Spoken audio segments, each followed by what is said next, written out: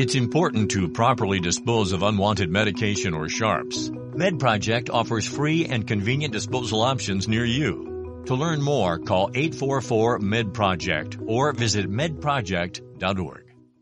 Check out great deals throughout the store at Safeway. This week at Safeway, get mega packs of USDA Choice boneless beef chuck roast for $3.97 per pound with digital coupon, limit 2 packages. Plus, Hass avocados are 10 for $10 member price. And get Fuji apples for just 77 cents per pound with digital coupon. Also this week at Safeway, get selected varieties of Lucerne milk gallons for the member price of $3.99 each when you buy 2. Visit Safeway.com or head into your local store for more deals. Welcome to Pretty Lies and Alibis. Join us as we seek the truth and travel the long road to justice. Happy Friday, Alibiers. Gigi here with another episode of Pretty Lies and Alibis with Fruit Loop. What you know? Did you know that the coast of France has had Garfield phones washing ashore since the 1980s? Oh my gosh. Yeah, so they finally figured out that there was a ship or something that had in a storm had wrecked or whatever, and they found it in some kind of cave or something. So all these phones just keep washing up on shore. I had one, so I did too. Yeah. So they keep washing up on shore. You know, there's some place out in the desert somewhere that has all of the Atari ET games because it was so bad. That like even back in the 80s, they were like, this sucks. We're just going to put them in a landfill. Yeah. Anyways, so we stopped yesterday talking about Julie Rowe's security team and Julie alleging that Chad was inappropriate to her. And today what we're going to do is we're kind of getting into the real timeline. Today we're going to cover kind of at the point to where Chad and Lori are getting more active up till Charles tries to fly home thinking it's going to be a normal evening, only to find out, you know, it's all broken loose. So why don't you start December 28th, Fruit Loop? Okay, so December 28, 2018, there are searches for Charles Vallow on Chad's Google account. The end of December through January, Lori has lunch with Gibb and Zulema and tells them Charles has become a zombie. Julie Rowe also says sometime in late December, Chad told her Tammy would die soon. So you start to see this whole thing coming into motion. Really quickly, too, because they met September, October. You know, it's really, I think it was October. Or was it September, October? I can't remember right now. But by December, you've already got him looking up this, you know, Ned Schneider, whatever, zombie thing. And then Tammy's going to die soon. It's like him and Lori quickly, I think, realized we've got to be together no matter what. Yeah. So there's an iCloud update and there's random things that have no date. So we're just going to go through these. So Alex was listed in her contacts as Al2. Melanice was Lilani Lee. It sounds like some kind of Charlie's Angels name. Lilani, I think. Lilani, something. Yeah. We always mess it up. So on Lori's phone and listed as Miriam on Alex's phone. Melanie 2 seems to be an alias for Chad. A contact listed as Bishop seems to be one of Chad's daughters. Dude, I would hate to be the police having to figure all this stuff out. Look, I would hate to be the person having all these names in my phone. Trying to figure out who's this, who's that. I would get so confused. Who am I calling? Who am I texting? Yeah. You know there was some wrong text sent. Had to be. Oh, yeah. I do it all the time. Yeah. So there were messages about Charles and Tylee arguing, but nothing major. Lori also said Tylee was being difficult for her too. Lori had frequent contact with her sister Summer, who was listed as Some. It seems Summer may have shared some of Lori's religious beliefs. There were countless messages about spiritual experiences and Lori and Chad's ability to communicate with others on the other side of the veil while at the temple. Lori says she can communicate with those on the other side while sitting in the celestial room. They talk about light and dark spirits in the text with a numeric score and dark spirits with different names taking over bodies. Melanice and Alex would regularly text Lori and ask her to get rid of a dark spirit or inquire if someone was possessed by a dark spirit. And they weren't the only ones. Like, No. if you remember, Zulema did the same thing. Yeah, about her daughter, about her family in Chile. It just, So Chad emails Lori a list of their 7 missions to accomplish together. And, guys, this is back in December. So this stuff went like fast and furious, like 0 to 60. Well, it makes me think that this was going on earlier than that. Either that or, maybe it's possible that Chad had all this framework sort of dreamed up, and then you find the people that believe it, and then you're like, here we go. Yeah. Chicken or the egg, what came first? Yeah. So he said they had 7 missions to accomplish together. Number 1, translate ancient records, write the book about the translation process. Number 3, identify locations in Northeast Arizona for white camps. Number 4, presidency of the Church of Firstborn. Number 5, help establish the food distribution as the tribulations start and the delegate. Number 6, ordain individuals to translation as the camps begin. And number 7, provide supplies to righteous members of families. So that's their missions. And so January, we're kind of getting into January here. This is when it all breaks loose. But at some point, and I've never seen a specific date, a neighbor of Alex's told the Daily Mail in 2020 that sometime in January 2019, Lori and Alex were outside arguing really loud. And neighbors told the Daily Mail they were close to calling the cops. And one person said, I heard this huge commotion. And actually, people were coming out in the street to watch what was going on. And they thought they were husband and wife because it's just kind of the fight's not what you would normally have with a sibling. And she was screaming at him, accusing him of bringing disgrace on their family. I really want to know what she meant. Yeah. So January 1st, Lori and Charles moved to this house in Arizona. And he, on the body cam footage that we will get into shortly, he confirms that they had only been living there since the 1st of January. And Lori refills JJ's medication for the last time, and then she starts we just don't have specific dates. Sometime in January, she starts emailing Chad her dance videos, except the moron doesn't delete the emails in the sent folder. So guess who finds them? Charles.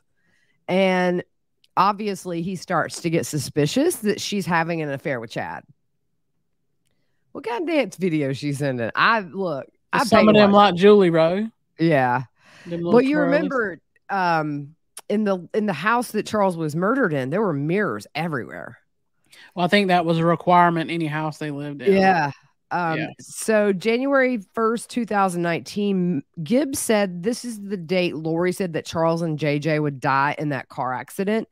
She was present during a phone call with Lori and Chad when this was discussed. And Lori told Melanie Gibb that when he didn't die in the accident, that's when his spirit left his body and a dark spirit entered. But yeah, you told them prior to this that he was already a zombie. Right. And just to make clear, the house they moved into on January 1st, that is not the house that Charles was murdered in. Can you imagine like the stress on Tylee and especially JJ? With this moving back and forth, it had to, it had to take a toll on both Tylee and JJ, especially being autistic. Yeah. Yeah.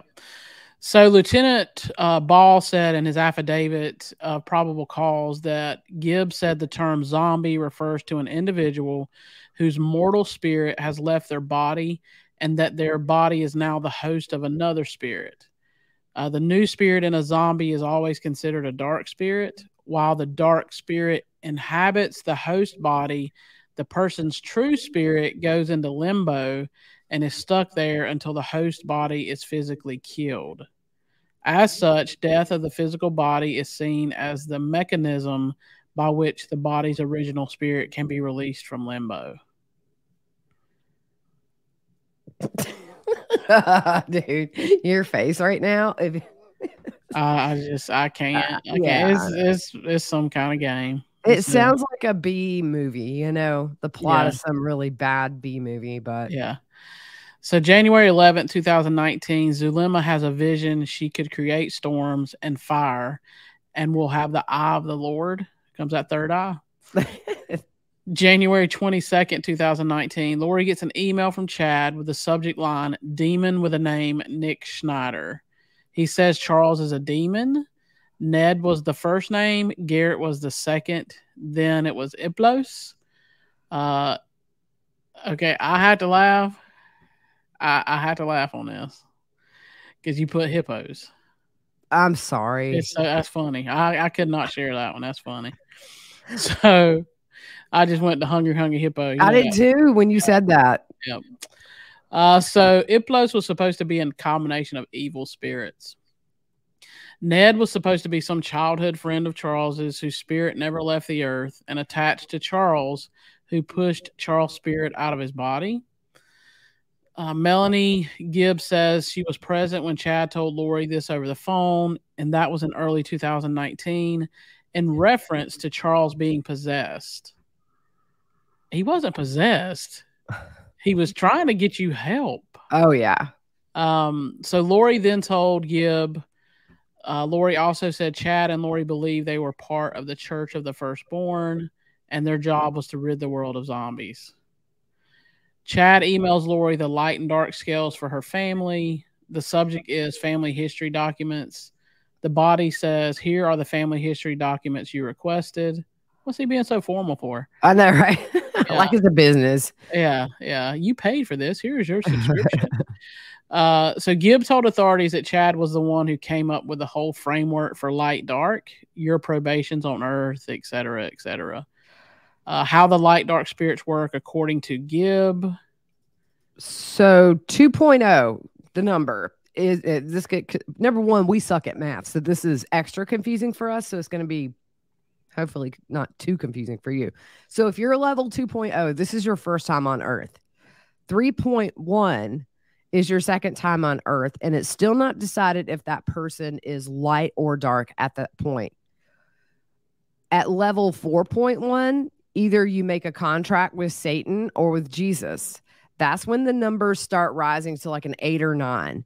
You could go from light to dark to light, but they said that was very hard to do. And the trust scale went from 0 to 100% of how much you could trust someone. And as far as vibrations, Chad would use the pendulum. At 1,000, you're either beginning your translation or you are translated. At first, you get higher. Well, as you get higher in your vibration, you can portal. So we have this document, and we're going to read. It just essentially tells like people and how many of them there are on Earth based on their numbers. So remember, number 2 is a first time on Earth. Chad says most LDS members are level 2, and there are billions of males and females on Earth that are level 2. Level 3, this is the second time on Earth, remember. Still not sure if you're light or dark. Most bishops and ward leaders, according to Chad, are level 3. Level 4, this is where you decide. You going with dark or light. You going with Jesus or Satan. So it says that there are 7,000 males and 13,000. 4.1. 70,000. 4.1 is 70,000 and females 130,000. It says, let's see here. That's the stake president and general authorities being level 4. 4.2. 7,000 males, 13,000 females. 4.3, 7,000 males, 1,300 females on Earth. So the 5, it says the dark side can only match the light numbers, not exceed them. That's why there are few 5s on Earth right now. It limits the dark's power. So for 5s, there were 133 males and 4 females. Then you get up to like 5.2, 5.3, and the numbers basically drop off. And the level 5 is mostly apostles. Right. And so if you look at the 6, which I guess would be that's apostle, like your top apostle level, 5 males, 2 females. How much you want to bet he included Lori as one of those females? Ding, ding, ding, ding, ding. Yeah. All right. So the light dark scale, this was something that when it came out initially, we were like, what in the world does this mean? So the light and dark scales essentially tells if you're good or bad. All right. So in their eyes, right. So if it's somebody who was opposing them, they were always dark. Right. So why don't you start the top ones? So Barry Cox was a 3 light. It was 1500s in France. Janice Cox was a 3 light, 1600s in England. Stacy was a 3 light on Earth, and she has graduated to a 4.1 light. Alex Cox was a 2 light. Adam Cox was a 3 light. That was early on, I guess, before Adam opposed them. And yeah, I'd love to see an updated scale, like around November. Yeah. Laura was a 3 light on Earth, and she's graduated to a 4.1 light. Lori was a 4.3 light. Summer Cox was a 3 light. Her husband was a 2 light, but borderline too dark.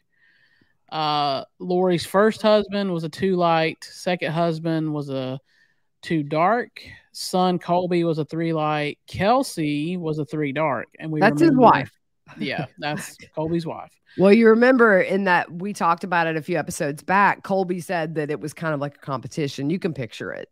Yeah. That she would not like his wife. Exactly. Third husband, Joseph Ryan, was a 4.3 dark, and he is now sealed away. Daughter Tylee Ryan was a 4.1 dark. Ooh, that's one of the higher ones. You know, you can tell he didn't like Tylee.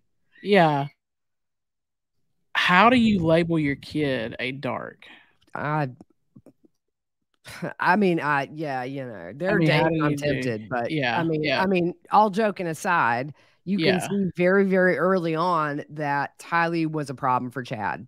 Yeah, exactly. So fourth husband, Charles Vallow, was a 3 light.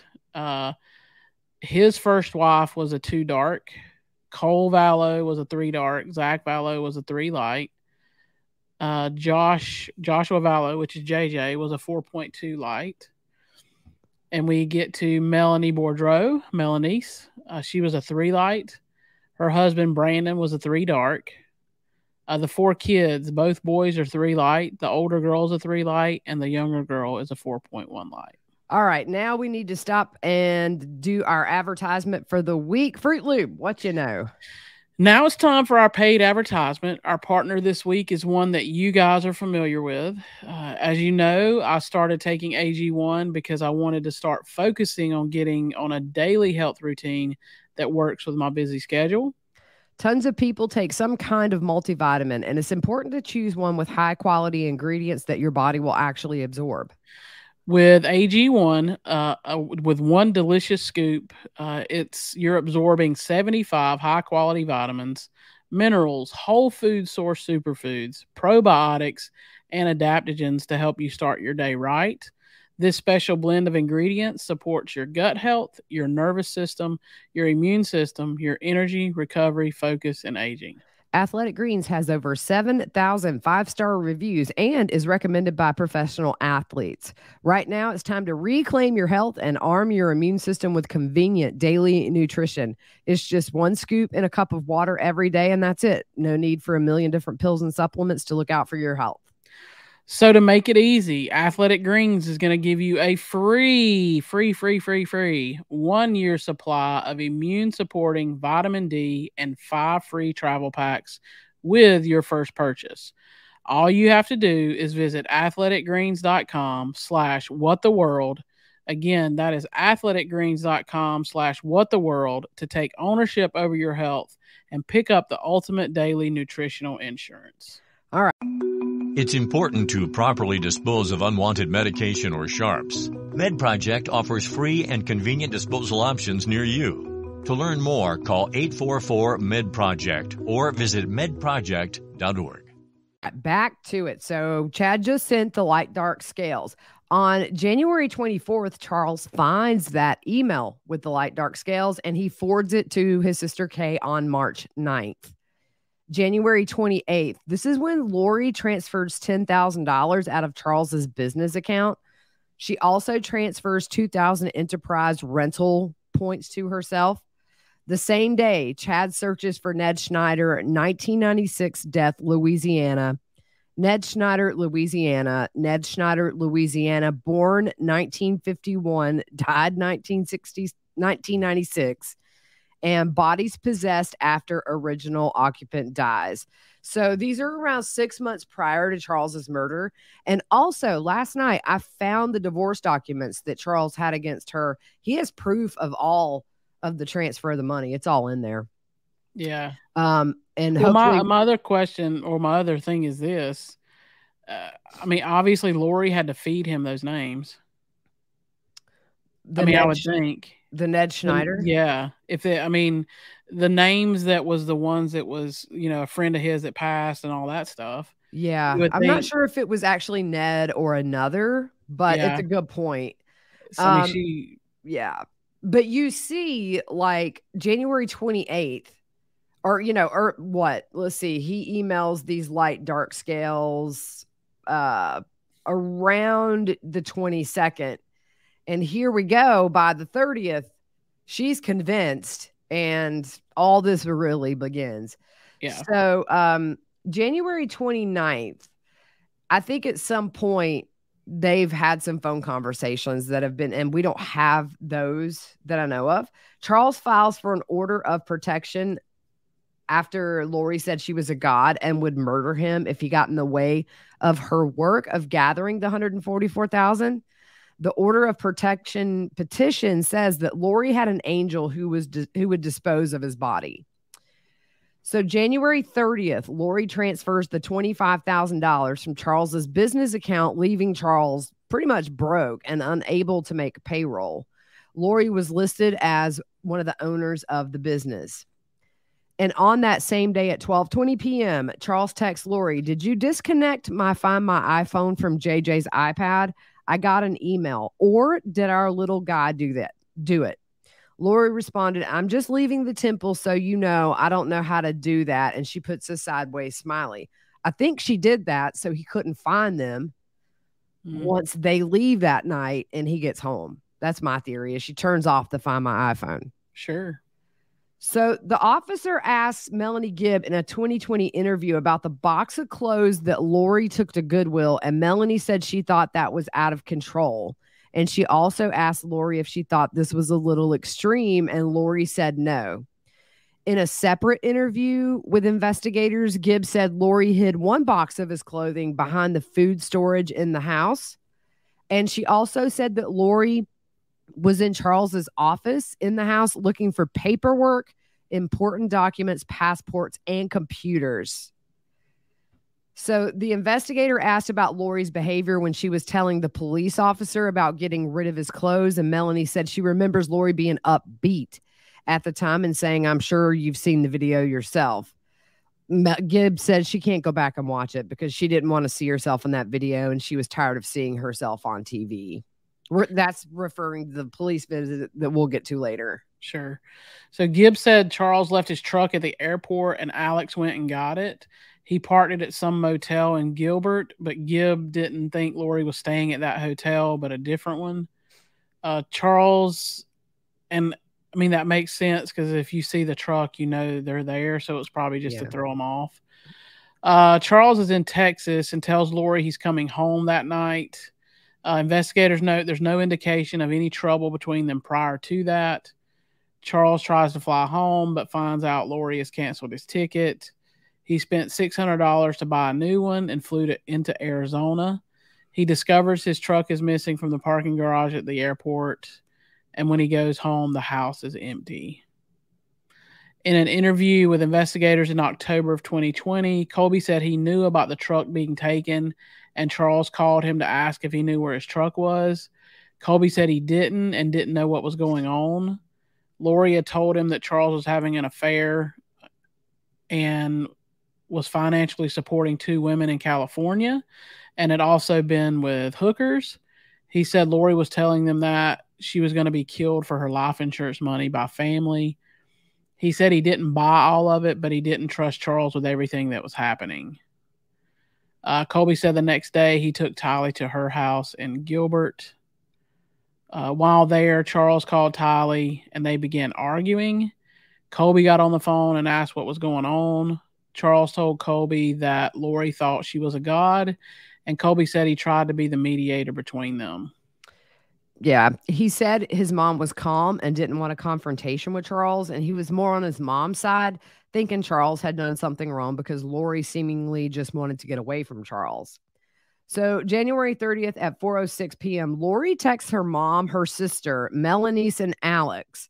She says, please don't answer the phone if Charles calls you. We're in a big argument and he's looking for people to be on his side. Thank you. I love you all. And in an interview with investigators, Colby said Lori told him Charles was having the affair. And I'm sorry, I repeated that. But Charles texts Lori at 4:14 p.m. I'll come home tomorrow. I'll get JJ as you asked and go to Louisiana. I don't want you to destroy me as you said. So Lori tells Charles over the phone that she's a god. She was assigned to carry out the work of the 144,000 at Christ's second coming. Then at 4:33, Charles makes a call to the Gilbert Police Department from Texas saying Lori was acting strange and making threats. And he said Lori told him, and he gets the name mixed up, Ed Schneider, and she was going to destroy him. So Gilbert PD instructed Charles to follow up with Community Bridges when he got back from Texas, and that is a mental health place. They can do involuntary holds. So at 4:38, Charles texts Lori, please call me, and Lori responds, too late for words, I'm done. Between 6 and 10, Charles is flying from Dallas to Phoenix. At the same time, at 6 o'clock, Lori's iCloud showed deleted cookies for Hyatt hotels, and her coordinates show she was at the Four Points Sheraton in Mesa. So at 8:12 p.m., Chad conducts a Google search, Ned Snyder, Louisiana obituary. This is the first search for Ned Snyder. Now, that gets confusing because he did it before, but I think there was some confusion between, what. Yeah. So we think he searched for Ned Schneider earlier in January. Yeah. So I think it's important to note that Gibb, when she asked Lori if she was being a little extreme, Lori replied, it's God's will. Yeah. And I think, like we said, Melanie and Gibb and Zulema both have minimized what they thought and what they felt. We're going to stop here because the next episode next week, we start getting into all this body cam footage, and it's going to make you guys all kinds of mad. It is just eerie in hindsight to watch. I mean, he told them exactly what was up. And, but yeah, it's just, and then you think about her doing that first strike of emailing her family and saying, we're in a fight. Don't talk to him. She was telling them that he had been having affairs and all this stuff. And so you see now she's hook, line, and sinker that Charles isn't Charles. And then this really is like the first domino in the effect of what got us to where we are today. Crazy stuff, y'all. I would be interesting to know if Charles was the first one that Chad told her was a zombie. I think out of everybody she knew, it seems that way. Unless like we get stuff from Rexburg that we haven't seen at trial. This is really kind of but you remember it's back in this late December, early January. Well, Chad's already told Lori he's not Charles because Melanie Gibb heard that conversation. Now we have a name. Yeah. Well, think about it. Joe Ryan died what, 2018? Yeah. I don't know. Telling you, man, I know they say it was natural. You'll never convince me. I just there's too many discrepancies, and you have Lori admitting she went in there after he was dead with Tylee, I might add. And remember, we discussed this. Annie got to see photo albums that she said reeked of death. Yes. Yeah, that's just so. How do you get that? Yeah, but it's, poor Charles. He really had no idea that him coming home this night on the 30th really was the beginning of his end. Yeah, exactly. And these officers just blew him off. And then with Lori, they just kind of babied her, giggled with her. She played the game. She did. And that, you put all that together and that lets you know she's not crazy. She's not crazy to be able to formulate the story of JJ being, with Kay to Melanie Gibb. Oh, he's with Melanie Gibb to authorities. All these explanations. Tylee's at BYU with her friends. She ain't crazy. Yeah. Yeah. So anyways, it starts really rolling from here, guys. We're still finding things to add in. And, but anyways, hope you guys have an amazing weekend. Just planning on taking it easy, and we will see you back here on Monday. Hey, I forgot. Oh, well, go ahead. Right. No, I forgot to say I'm waiting on my Yankee blanket. Oh, no. 2 cool T-shirts is doing my Yankee blanket, so I can't wait to see it. That's awesome. Yeah, you'll love it. Okay, yep. We out. With the Lucky Land Slots, you can get lucky just about anywhere. This is your captain speaking. We've got clear runway and the weather's fine, but we're just going to circle up here a while and get lucky. No, nothing like that. It's just these cash prizes add up quick. So I suggest you sit back, keep your tray table upright, and start getting lucky. Play for free at LuckyLandSlots.com. Are you feeling lucky? No purchase necessary. Void where prohibited by law. 18+ terms and conditions apply. See website for details. Okay, round 2. Name something that's not boring. A laundry? Ooh, a book club. Computer solitaire, huh? Ah, sorry, we were looking for Chumba Casino. That's right, ChumbaCasino.com has over 100 casino-style games. Join today and play for free for your chance to redeem some serious prizes. ChumbaCasino.com. No purchase necessary. Void where prohibited by law. 18+ terms and conditions apply. See website for details.